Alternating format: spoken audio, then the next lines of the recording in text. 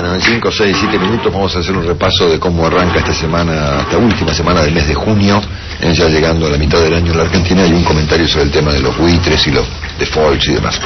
Atención con estos datos, porque en el medio de este desbole pasan desapercibidos. Acá en Moreno, en la provincia de Buenos Aires, en lo que todo el mundo ha considerado un ajuste de cuentas en el mundo del narcotráfico, un señor que iba caminando con su bebita de unos meses, creo que tenía 10 meses la bebita, fueron acribillados de 29 disparos por una venganza entre narcotraficantes. Al mismo tiempo, acá en Lugano, en la villa se llama Villa Papa Francisco, vecinos que denunciaron narcos fueron atacados a tiros por narcotraficantes acá en Lugano. Y en Rosario, una señora que le indicó a la policía este asunto de los búnkers y de los narcotraficantes vive siendo sometida a disparos y ataques de parte del narcotráfico. Esto pasa en una Argentina. En la Argentina al mismo tiempo ocurren temas económicos delicados. Atención, porque estos temas siguen agravándose. En Santa Fe, por ejemplo, hubo este fin de semana 4 asesinatos en la ciudad de Santa Fe. No en la provincia, en la ciudad, sumando 78. Creo que si sumamos Santa Fe y Rosario, debemos estar pasando tranquilos los 200 muertos por crímenes en lo que va de la mitad de este año, ¿no?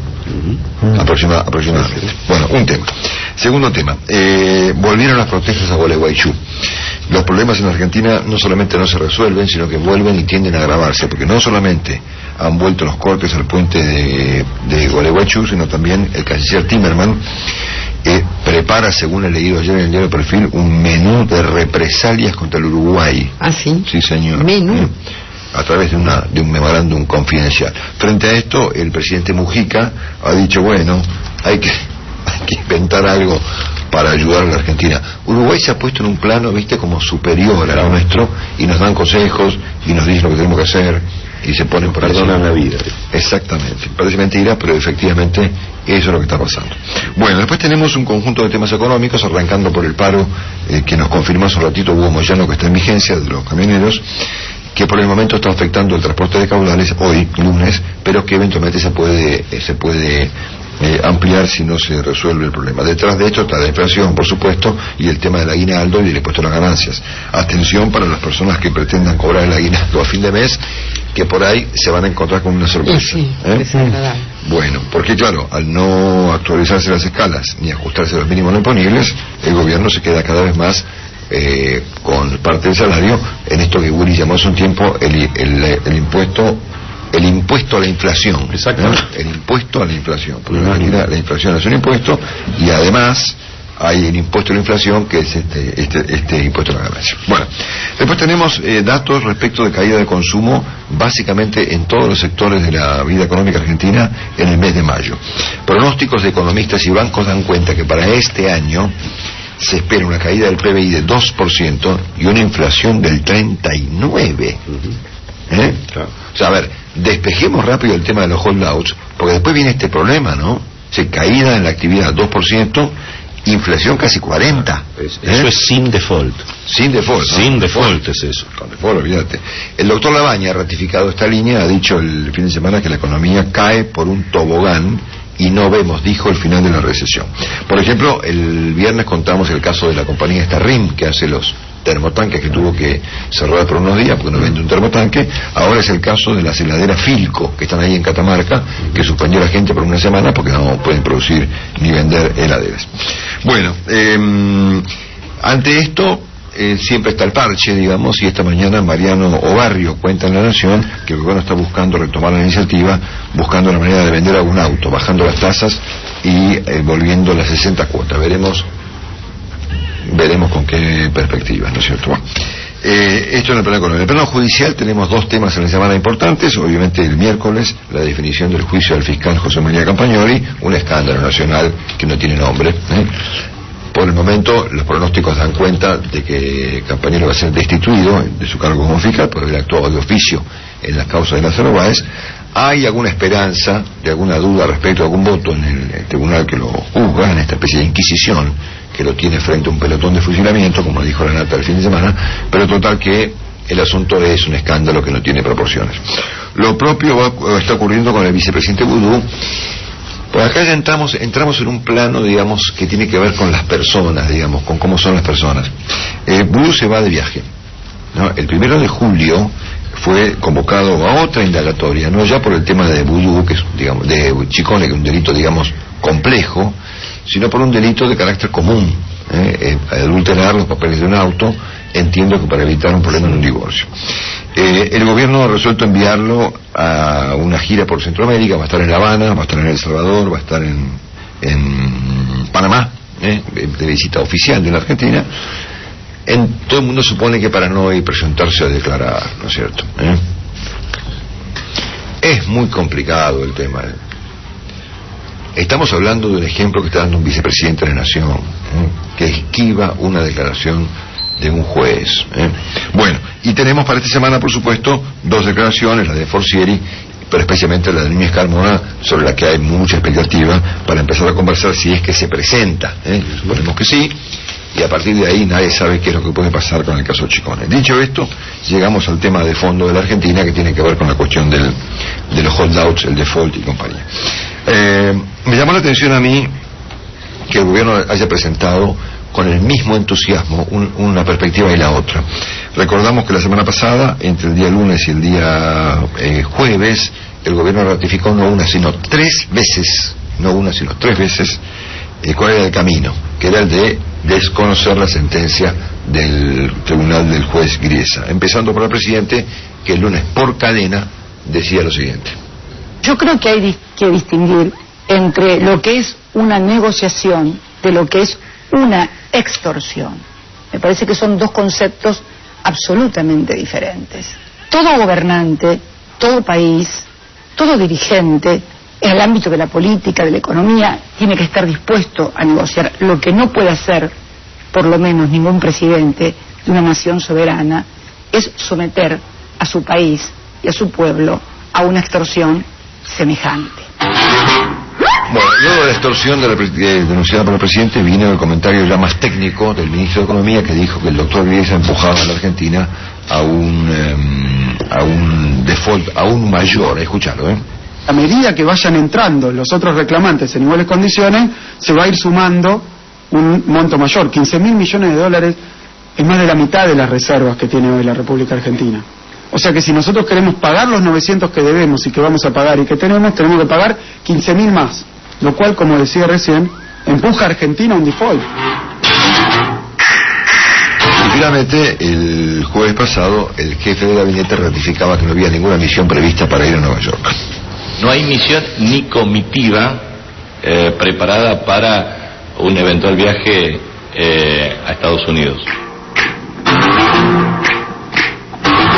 Este estado de cosas entre el lunes y el jueves llevó a que el viernes la Argentina estaba literalmente al borde de un default, y había una serie de comentarios respecto de que estaban intentando, en privado obviamente, comentarios de fuentes periodísticas y políticas, estaban intentando convencer a la doctora de evitar un desastre aún mayor.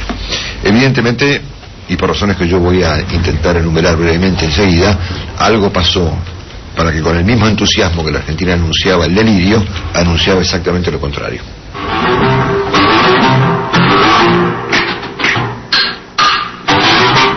Quédense todos tranquilos.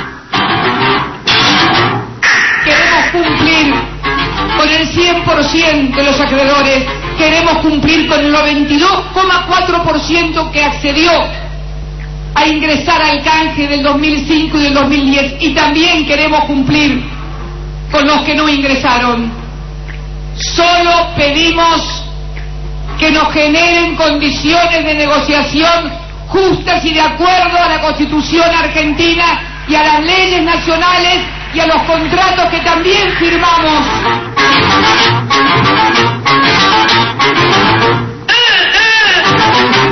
Bueno, muy bien. ¿Cuáles eventualmente podrán haber sido las razones por las cuales ha pasado tanto lo uno como lo otro, ambas cosas con el mismo énfasis? Vaya uno a saber. Habrá algunos que supondrán que esto era parte de una negociación y que la Argentina se puso en estos términos para dejar claro que efectivamente todo lo que iba a ocurrir a partir de hoy era contra su voluntad, siguiendo este criterio de que la cláusula Rufo puede complicar al país, cosa que evidentemente no es así, pero bueno, efectivamente es una posibilidad. Otras personas le han atribuido el cambio. Se ha dicho, a ver, la Presidenta nos evitó un problema que ella misma había creado. Inclusive leí con muchísimo interés una montaña de artículos de opinión sobre el tema, especialmente uno muy bueno de un economista llamado Diego Giacomini, que publicó ayer un artículo en el Perfil el sábado, llamado "El pragmatismo triunfó sobre la ideología", ¿no? Entonces, acertadamente el gobierno dejó de lado la ideología. La ideología le aconsejaba no acatar y no pagar, sin embargo el pragmatismo, Ahora, yo acá no coincido mucho, el artículo es buenísimo, pero esta frase me hizo pensar lo siguiente.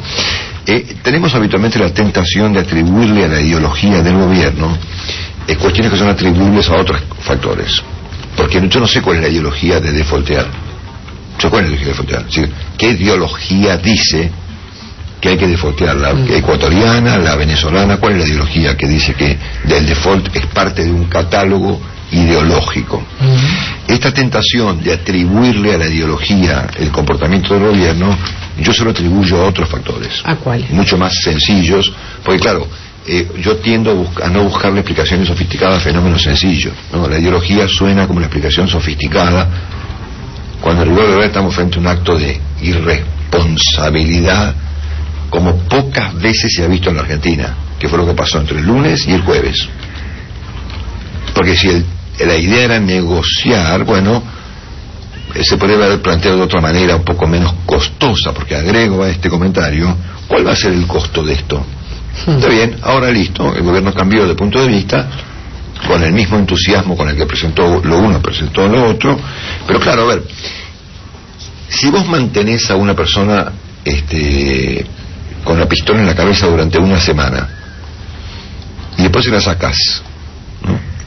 Bueno, está bien, se la sacaste, al tipo sale corriendo, ¿no? No te da un abrazo y un beso, te lo das y le conviene, pero después raja. Entonces, me da la impresión de que esta idea de atribuirle a la ideología del gobierno su resistencia a hacer cosas sensatas no tiene mucho fundamento con la realidad.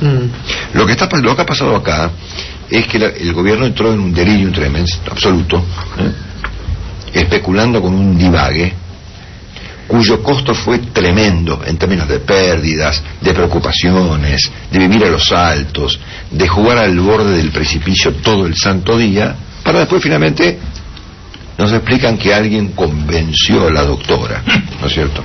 ¿Y de qué habrán convencido a la doctora, como dice Jorge Asís? Y de que no solamente estaba en juego la estabilidad económica de la Argentina, estaba en juego la estabilidad política de la Argentina. Y la estabilidad política de la Argentina es un tema muy delicado.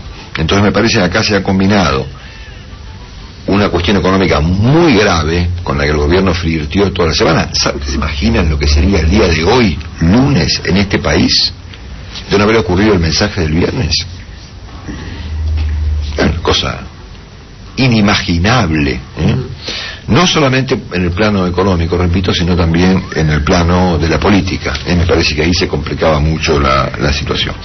En cuanto a los costos, veremos cuánto nos costó este chiste, y ciertamente si los abogados y los economistas del gobierno logran despejar el asunto, pues deberemos abocarnos a otra enorme cantidad de problemas que como consecuencia de lo que hemos hecho en los últimos años, ahí están, esencialmente la inflación.